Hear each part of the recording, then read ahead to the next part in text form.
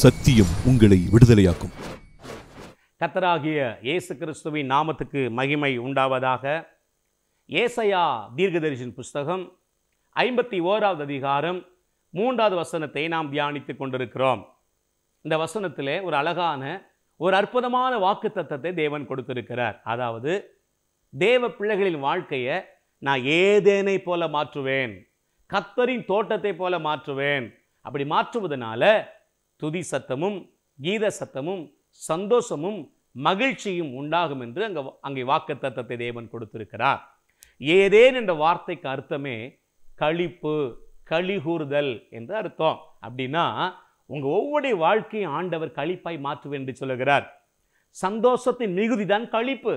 உங்க வாழ்க்கையில சந்தோஷத்தை கொடுப்பேன், உங்க துக்கமெல்லாம் சந்தோஷமாய் மாறும், உங்க கண்ணீரெல்லாம் களிப்பாய் மாறும், உங்க வாழ்க்கையில கோணலானதெல்லாம் செவையாய் மாறும் என்று கர்த்தர் வாக்கு கொடுக்கிறார். கலங்காதீங்க, சோர்ந்து போகாதீங்க, சந்தோஷமா இருங்க. உங்களை பார்க்கிற, உங்களை நேசிக்கிற ஒரு நல்ல தேவன் இருக்கிறார். அவர் ரொம்ப ரொம்ப நல்ல தேவன். உங்க வாழ்க்கையை கர்த்தர் மாற்றுவார். உங்க தொழிலில் இருக்கிற நஷ்டத்தை மாற்றுவார். பிள்ளைகளின் வாழ்க்கை இருக்கிற கண்ணீரை, குழப்பத்தை மாற்றுவார். உங்க வாழ்க்கையை தூக்கி நிறுத்துவார். உங்க ஊழியத்தையும் கர்த்தர் ஆஸ்வதிக்க வல்லவராக இருக்கிறார். நம்முடைய வாழ்க்கை ஏதனை போல மாற்றுவேன், கர்த்தரின் தோட்டத்தை போல மாற்றுவேன்னு வாக்கு கொடுத்துட்டார். அப்படி மாறணும்னா இந்த ஏதேன் எப்படிப்பட்டதா இருக்க வேண்டும் என்று தியானித்து வருகிறோம். அந்த ஏதேன் அவ்வளவு களிப்பா இருப்பதற்கு முதல் காரணம் அங்கே தேவன் இருந்தார். ஸோ நம்முடைய வாழ்க்கையில தேவன் இருக்க வேண்டும். இரண்டாவதாக 4 ஆறுகள் ஓடினது. ஒன்று பைசோன்.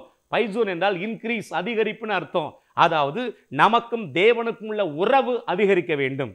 மூன்றாவதாக அந்த ஏதேன்ல கீகோன் என்ற ஆறு ஓடினது. கீகோன் என்றால் பர்ஸ்டிங் ஃபோர்த், வெடித்து சிதறும் வல்லமை, வெடித்து சிதறுவது.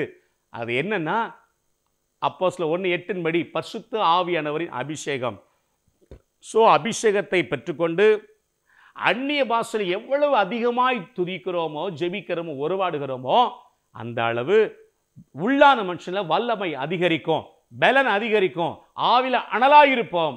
நம்முடைய வாழ்க்கை ஏதனை போல களிப்பாய் செழிப்பாய் மாறும் என்பதில் எந்த சந்தேகமும் இல்லை. நான்காவதாக அங்கு இன்னொரு ஆறு ஓடினது. 14 வசனம். 3ஆம் ஆற்றுக்கு இதேக்கேல் என்று பெயர், அது அசிரியாவுக்கு கிழக்கே ஓடும், அது அசிரியாவுக்கு கிழக்கே ஓடும். கவனியுங்கள், அந்த 4 ஆறுகள் ஓடினது. அதுதான் அந்த ஏதேனில் அவ்வளவு செழிப்பாய் மாற்றியது. 4 ஆறும் 4 ஆவிக்குரிய சத்தியங்களை கற்றுக் கொடுக்கிறது. முதலாவது தேவன் அங்கே இருந்தார். இரண்டாவது பைசோன் ஆறு, அது அவங்க தேவனுக்கு நமக்குள்ள உறவு அதிகரிக்கணும். மூன்றாவது வெடித்து சிதறுவது, பரிசுத்தாவின் அபிஷேகம் தேவை, ஆவின் அனல் தேவை, பலன் தேவை என்று நம்ம பார்த்தோம். அடுத்ததாக ஸ்தோத்திரம், இதேக்கேல் என்ற ஆறு அங்கே ஓட வேண்டும். இதேக்கேல் என்றால் ராபிட், விரைவான என்று அர்த்தம். விரைவான என்று அர்த்தம். விரைவான என்ன தெரியுமா? பைபிளில் ஸ்தோத்திரம் சங்கீதம் 45:1 வாசிக்கிறோம், நாவு விரைவாய் எழுதுகிறவனுடைய எழுத்தாணி. Praise the Lord. அந்த ராபிட் என்பதுதான் விரைவான, நாவு விரைவாய் எழுதுகிற ஒரு எழுத்தாணி. அப்படின்னு என்ன அர்த்தம் தெரியுமா?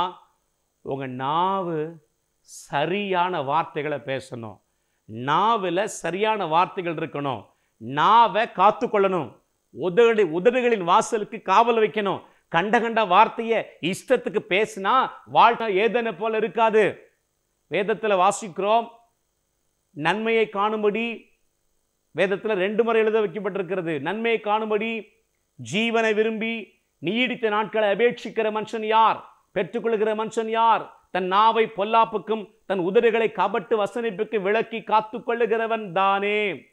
பேதுருவில் சொல்லப்பட்டிருக்கிறது, சங்கீதத்தில் வாசிக்கிறோம். அன்பு தேவஜனமே, நன்மையை நீங்க பார்க்கணுமா? உங்க வாழ்க்கை ஏதனை போல மாறணுமா? கர்த்தரின் தோட்டத்தை போல மாறணுமா? ஜீவனை விரும்பி, லாங் லைஃப், ஆமென், நீடித்த நாட்களை பெற்றுக்கொள்ளுகிற மனுஷன் யார்? சுகம், பலன், பாதுகாப்பு, ஜீவன் என்றால் ஆவிக்குரிய ஆசீர்வாதங்கள் பெற்றுக்கொள்ள வேண்டுமா?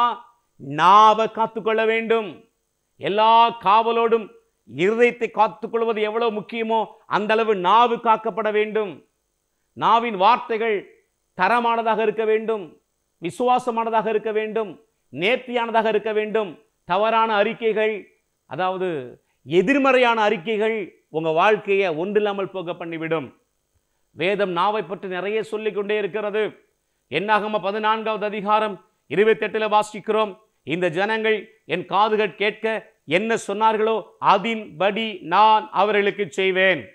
அந்த ஜனங்கள் என்ன சொன்னாங்க தெரியுமா? இஸ்ரவேல் ஜனங்கள், இந்த வனாந்தரத்திலே நாங்கள் செத்து போன நிலமாயிருக்கும். அவர்கள் என்ன அறிக்கை செய்தார்களோ அப்படியே வனாந்தரத்தில் செத்து மடிந்தார்கள். பிள்ளைகள் தான் கானானின் வாழ்வை அனுபவித்தார்கள். 18:21 நீதிமொழிகள், மரணமும் ஜீவனும் நாவின் அதிகாரத்தில் இருக்கும். நன்மையும் தீமையும் வாழ்வும் தாழ்வும் வெற்றியும் தோல்வியும் நாவின் அதிகாரத்தில் இருக்கும். நாவை தோல்விக்கு ஏதுவாக, நஷ்டத்துக்கு ஏதுவாக, பலவீனத்துக்கு ஏதுவாக பேசிக்கொண்டே இருந்தால் பலவீனம் இருந்து கொண்டே இருக்கும், நஷ்டம் இருந்து கொண்டே இருக்கும், தோல்வி இருந்து கொண்டே இருக்கும். அது எப்படி வேணாலும் இருக்கலாம். சூழ்நிலைகள் எவ்வளவு எதிர்மாறாக இருந்தாலும் தேவனுடைய வார்த்தை, தேவனுடைய வாக்குத்தத்தம் என்ன சொல்லுகிறதோ அதை மட்டும் வாயில வைத்து பேச அர்ப்பணியுங்கள். ஜாஷுவாக்கு சொன்னார், மோசேயின் ஊழியத்தை ஜாஷுவா கையில் ஒப்பு கொடுத்தார். ஜாஷுவா ஜூனியர், மோசே சூப்பர் சீனியர். இந்த இஸ்ரவேல் ஜனங்கள் தன் தலைவனை எவ்வளவாய் பாடுபடுத்தினார்கள் என்பதை கண்கூடா கண்டவன். ஆகவே ஏறக்குறைய 30 லட்சம் ஜனங்கள் நிறைந்த அந்த திருச்சபைக்கு பொறுப்பெடுக்கும் போது அவன் பயந்து கலங்குகிறான். அப்பொழுது ஆண்டவர் ஜாஷுவாக்கு 2 சத்தியங்களை தான் சொன்னார். நூற்றுக்கணக்கான சத்தியங்கள் வேதத்தில் இருந்தாலும் 2 காரியத்தை மட்டும் ஹைலைட் பண்ணினார். ஒன்று, இந்த நியாயப்பிரமாண புஸ்தகம் உன் வாயை விட்டு பிரியாதிருப்பதாக, இரவும் பகலும் அதை தியானித்துக் கொண்டிரு, நினைத்து கொண்டிரு, வாயில வைத்து பேசிக் கொண்டிரு. வாக்கு தத்தங்களை இரவு பகலும் மைண்ட்ல பதித்துக்கொள், வாய் விட்டு பேசு. 2 காரியங்களை தான் நிபந்தனையாக கொடுத்தார். அன்பு தேவஜனமே, வாயின் வார்த்தைகள் இல்லாதவைகளை உருவாக்கி தரும் ஆற்றல் படைத்தவைகள். டங்கிஸ்ய கிரியேட்டிவ் ஃபோர்ஸ் என்று பக்தன் சொல்லுகிறார்.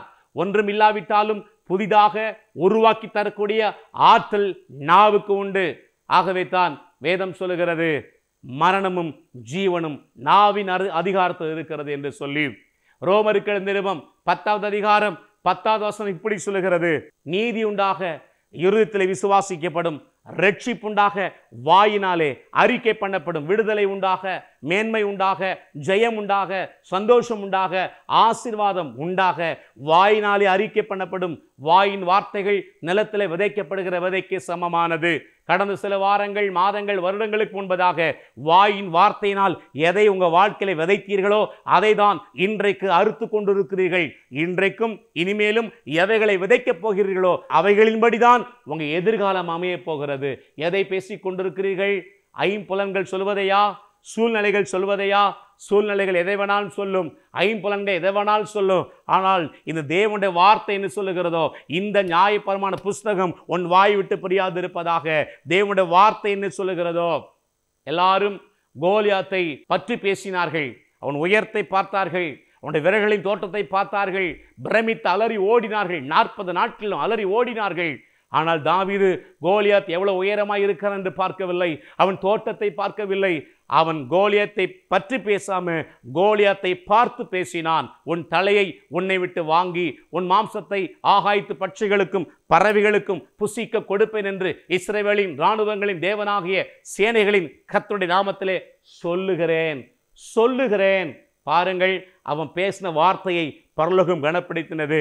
கோலியாத் செத்தது அது கவன் கல்லில் அல்ல, அவன் பேசின வார்த்தையில் வல்லமை புறப்பட்டது.